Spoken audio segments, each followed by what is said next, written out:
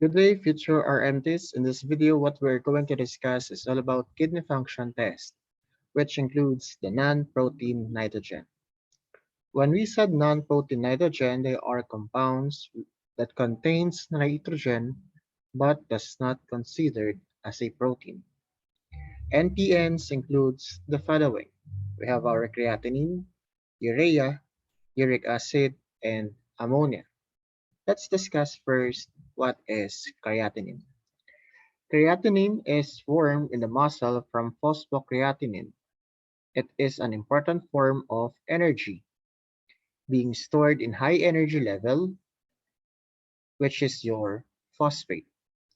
Creatinine determination is or have one advantage over urea determination, which is it is not affected by high protein diet.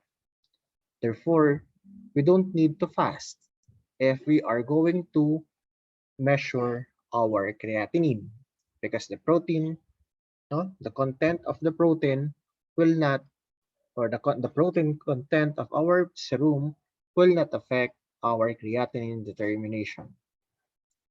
Creatinine is more specific and sensitive indicator of what we call renal function.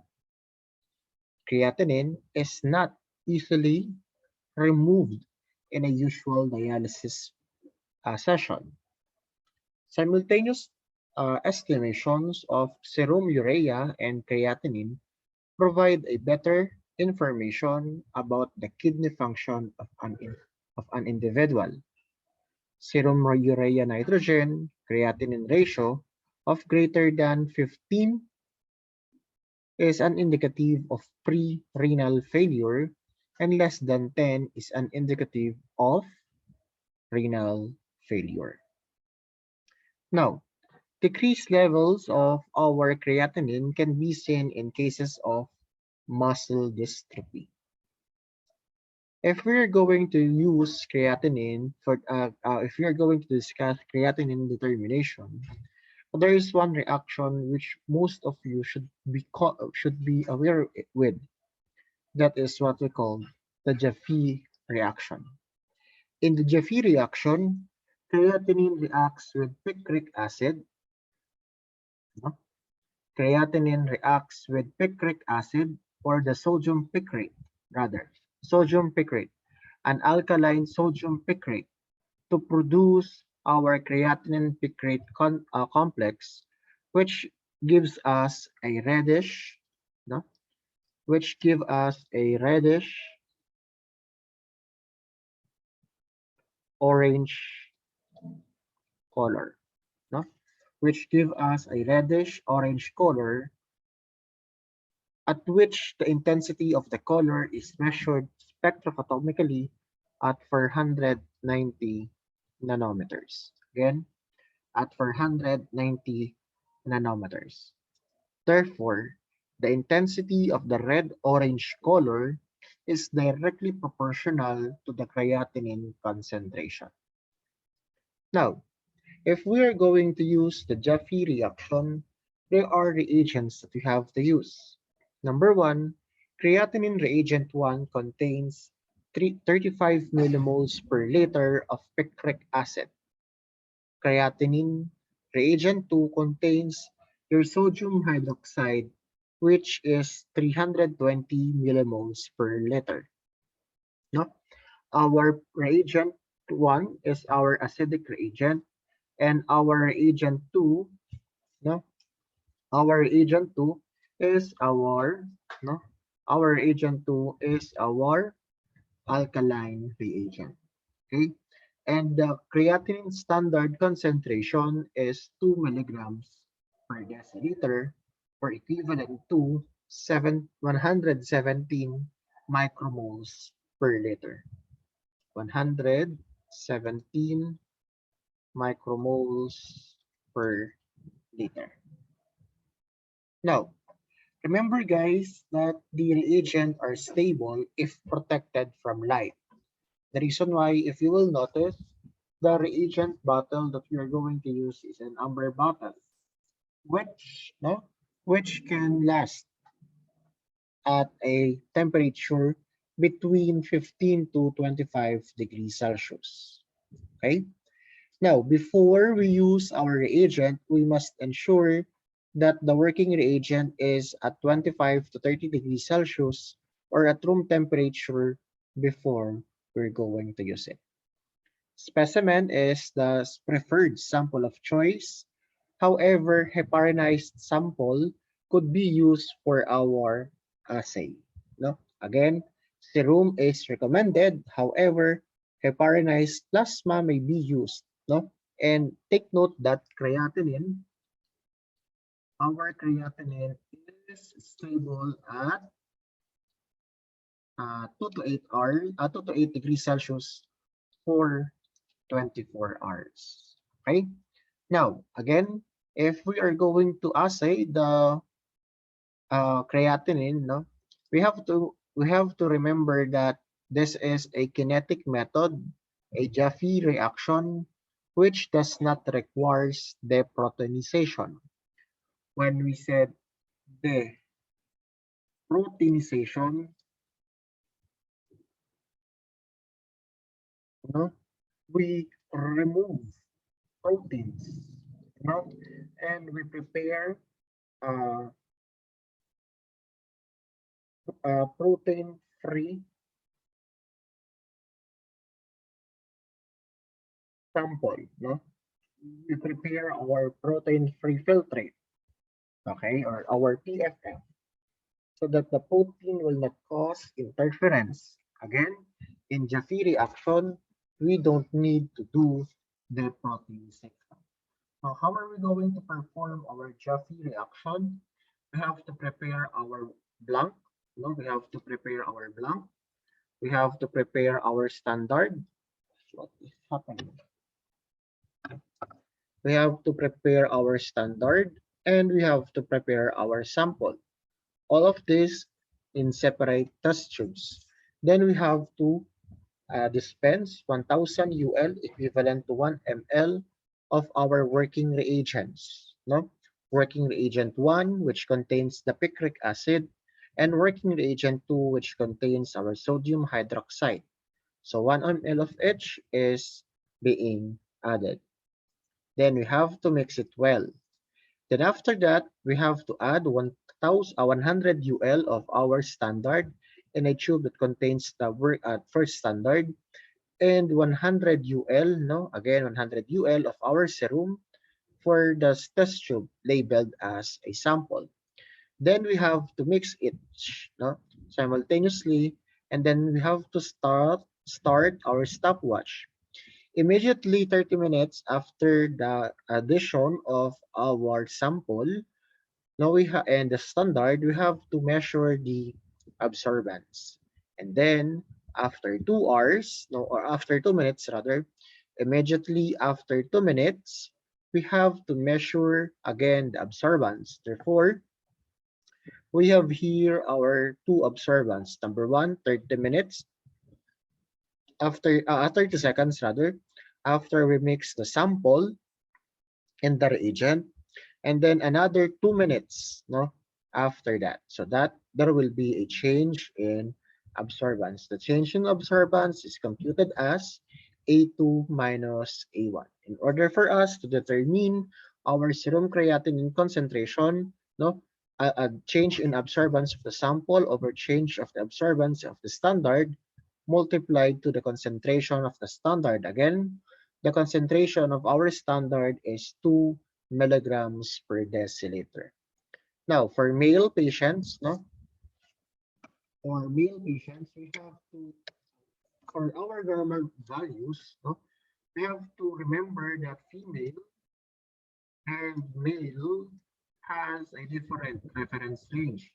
For male, the reference range is 0.7 to 1.4 milligrams per deciliter, while for female is 0.7 to 1.2 milligrams per deciliter. Okay? Now, what are the things that I want you to take note? No, the assay is not influenced by glucose, 6 grams per liter, bilirubin, 20 milligrams per liter. ascorbic acid 10 milligrams per liter, acetone 10 millimoles per liter, and acetoacetic acid 1 millimole per liter.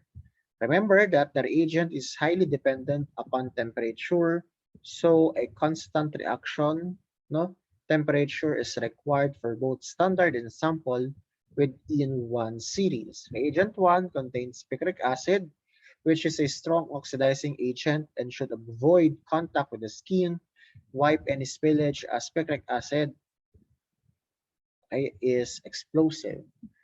Reagent 2 contains sodium hydroxide, which is caustic. Someone should not swallow and should avoid contact with skin and mucous membrane. So that is all about our creatinine, which follows the kinetic method of Jaffe reaction, which does not require the proteinization. Next in line is we have our urea. Urea is a end product of the protein metabolism, and it is synthesized from the liver or synthesized in the liver from the ammonia produced by the catabolism of amino acids.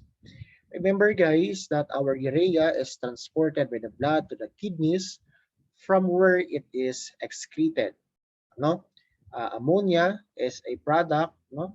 Is a toxic waste product that is converted in the liver so that it will be excreted in the or excreted as a non-toxic substance and to be excreted by our kidney, which is in the form of urea. Urea, along with our creatinine or urea or blood urea nitrogen, is a good indicator of a renal function. Remember, guys, that increased levels are found in renal diseases, urinary obstruction, shock, congestive heart failure, and even burns, while decreased levels are found in liver failure and pregnancy. Liver failure because the body does or the liver does not or is not capable of converting ammonia into urea. Now, for our urea, the most commonly known method is the Berthelot method, which is an example of a colorimetric method. Remember, guys, that the enzyme urease, right? The enzyme urease catalyzes the conversion of urea to ammonia. No? Catalyzes the conversion of urea to ammonia. Okay? In a modified Berthelot reaction, take note, the ammonium ions reacts, no, the ammonium ions reacts with a mixture of salicylate, no, mixture of salicylate,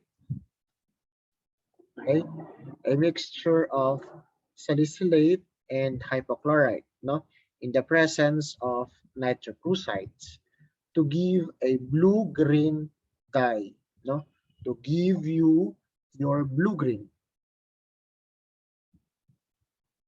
blue. I don't know what is happening in my pen. Blue-green dye, okay, which is your indophenol, or we have your 2,2-dicarboxy indophenol. And take note, guys, that the intensity of the dye is directly proportional to the concentration of urea in the sample. Therefore, as the color blue-green intensifies, no, it indicates that there is an increased amount of our urea. Now, what are the composition of our reagent? Urea reagent 1 contains phosphate buffer, which accounts to 120 millimoles per liter, sodium salicylate 60 millimoles per liter, sodium nitroprusides 5 millimoles per liter, EDTA 1 millimole per liter, and urease 5 uh, kinetic units per liter. While for our urea reagent 2, we have the phosphate buffer 120 millimoles per liter, sodium hydroxide for 100 millimoles per liter, and sodium hypochlorite, which is 10 millimoles per liter. Our urea standard concentration is 80 milligrams per deciliter, or equivalent to 13.3 millimoles per liter. Remember, guys, that reagents and standards are ready for use because it is in liquid form. There is no need to reconstitute the sample. Remember that both reagent and the standard are stable up to the expiry date when it is stored at 2 to 8 degrees Celsius. For the specimen, the recommended specimen is of course serum, no, or plasma may be used. However, if we are going to use plasma, we have to take note that our plasma does not contain ammonium or fluoride because it will cause interference and cause decrease in our analysis. If we're going to use urine as our sample, no, as our sample, we have to take note that the sample should not be diluted. The sample should be diluted, rather. The urine, no, the urine must be diluted at 1 is to 100, no, dilution using distilled water. Remember guys that urea is stable at serum at 2 to 8 degrees Celsius for 3 days. And we have to ensure that we are not going to use lipemic samples. Now, for our assay, now we are going to read this reaction spectrophotomically at 570 nanometers. Ideally, 578, but 570 nanometers will be good. Again, you have to prepare tubes blank for standard and for sample. Each test tube contains 1000 UL of the reagent 1 plus 10 UL of the standard for the tube labeled as standard and 10 UL of sample for the tube that uh, that is labeled as sample. We have to mix and incubate for 5 minutes at 20 to 25 degrees Celsius or at 3 minutes, no? Or 3 minutes at 37 degrees Celsius. Either way is acceptable. Now, after the incubation for the specific period at the specific temperature, we add now 1000 UL of our working reagent number 2. Then after that, we have to mix again and incubate for 10 minutes if we are going to put it in a 20 to 25 degrees Celsius or room temperature or 5 minutes at 37 degrees Celsius. Now, after the incubation, we have to measure the absorbance of the sample at 570 nanometers. For the computation, no, the same thing, no, using the burst law, no, the absorbance of the sample over the absorbance of the standard times the concentration of the standard. Again, the concentration of our standard is 80 milligrams per deciliter. Okay? Remember guys, if we're going to use serum as our sample, no, the reference range is 10 to 50 milligrams per deciliter. And if we're going to use urine as our sample, it is 10 to 35 grams per liter. Okay, so things that I want you to take note, the test is not influenced by hemoglobin up to values of 200 milligrams per deciliter or by bilirubin values of up to 10 milligrams per deciliter. The standard contains sodium azide 0.1% as preservative. Do not swallow and avoid contact with skin, mucus, and membranes. Sodium hydroxide and hypochlorite in reagent 2 are irritants in case of contact with eyes or muscle, no, or mucous membranes. Wash immediately with water. 1 milligram of urea corresponds to 0.467 milligrams of urea nitrogen. Okay. Next in line is we have the uric acid. Okay. So once we have uric acid, take note, no, tandaan po natin that uric acid is an end product of urine metabolism, and usually uric acid is increased in cases of gout. No, nearly half of the uric acid or total uric acid is eliminated and replaced each day by a way of urination. Okay, and through microbial degradation. Now remember guys that increased uric acid levels are commonly associated with both nitrogen retention and urea, creatinine, and protein constituents. Therefore, the quantification of uric acid is an aid in the diagnosis of gout, in decreased renal function, myeloproliferative disorders, and other conditions in which cause for hyperuricemia is not known. Okay? Again, take note that uric acid is the most commonly determined by what we call phosphotungstate method. Okay? By what we call phosphotungstate method, and aside from that, the iron reduction method. However, due to serum interferences of these methods, now the enzyme uricase has been widely used instead of the iron reduction method and the phosphotungstate method. Okay, so what is with the enzymatic reaction of uric acid in the presence of uricase? Okay, again, take note guys that the uric acid is converted into converted by uricase into allantoin and hydrogen peroxide. The hydrogen peroxide that is being the product of the hydrogen peroxide, which is the product of the conversion of uric acid into allantoin and peroxide, will initiates the coupling of 4-amino antipyrine to 3,4-dichloro 2-hydroxy benzene sulfonic acid, also known as your DHBS. Again, your DHBS stands for 3,5-dichloro 2-hydroxybenzene sulfonic acid, which will give us the chromogen, which is measured at a wavelength of 520 nanometers.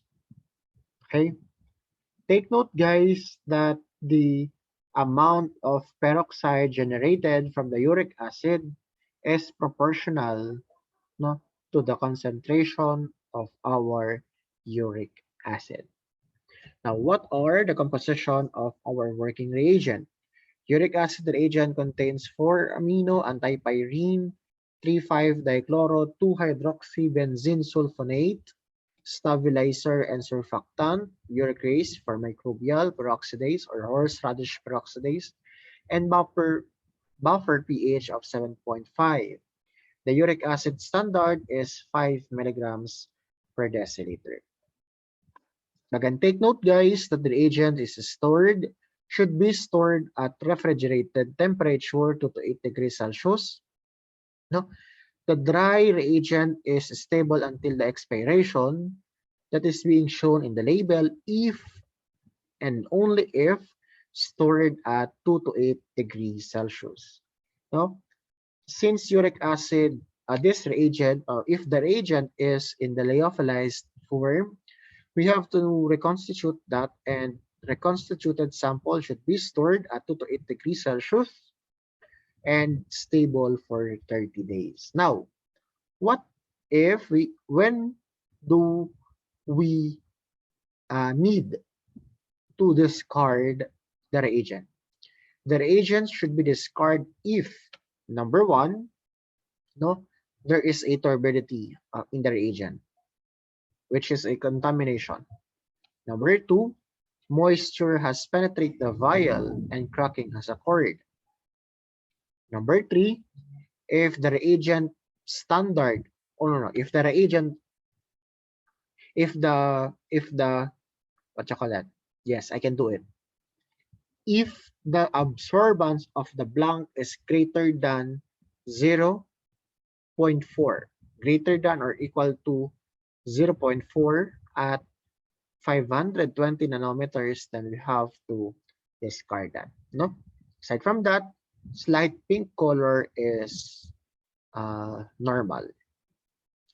Now we have what is the recommended specimen. Take note that the specimen should be free from hemolysis because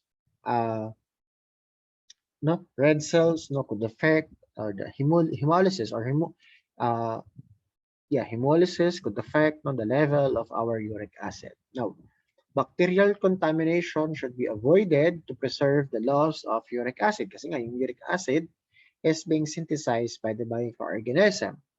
Now, aside from that, uric acid is in serum is stable for 3 days at 2 to 8 degrees Celsius and up to 6 months if the sample is frozen.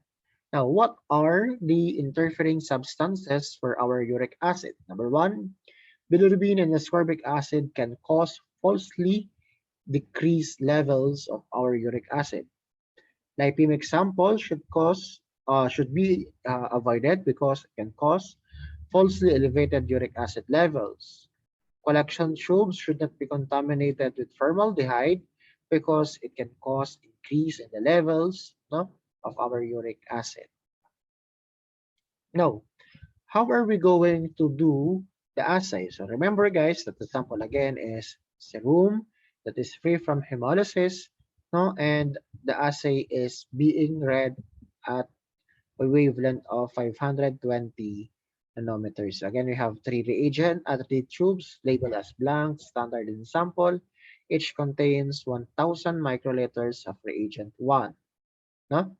Or reagent. And we have to pre-warm the sample or pre-warm the tubes at 37 degrees Celsius and add 25 UL of our standard for the label for the test tube labeled as a standard and 25 microliters for the sample, 25 microliters of the sample that in the test tube labeled as sample. Then after that, you have to incubate at 37 degrees Celsius for 10 minutes, read the absorbance at 520 nanometers, and set the wavelength at 520. Down the range is 500 to 550 nanometers. Now for the for the computation, so again the standard the formula is absorbance of the sample over the absorbance of the standard times the concentration of the standard, which is 5 milligrams per deciliter. So the expected values is 1.5 to 7 milligrams per deciliter. That is for both men and women. Okay, so thank you very much, and I hope you learn.